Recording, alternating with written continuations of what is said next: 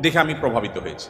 গোটা পৃথিবীতে আপনারা বিশেষ করে পশ্চিমা দুনিয়ার খবর রাখবেন নিশ্চয়ই, সেখানে প্রতিদিন ইসলামে আসা মানুষের সংখ্যা বেড়ে চলেছে এবং পুরুষদের চাইতে মেয়েদের মধ্যে ইসলাম গ্রহণের সংখ্যা অনেক বেশি, প্রবণতা অনেক বেশি। কেন?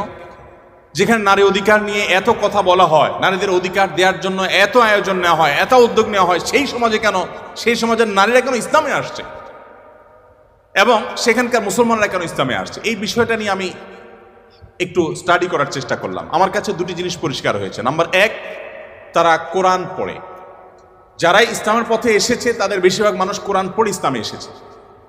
এবং ওমর রাদিয়াল্লাহু তাআলার কথা আপনারা জানেন, গোটা পৃথিবীর ইতিহাসে প্রবাদতুল্য শাসকদের একজন, ন্যায় বিচার প্রতিষ্ঠার ক্ষেত্রে দৃষ্টান্ত স্থাপন করা মানুষদের একজন, সে ওমর রাদিয়াল্লাহু তাআলা আনহু।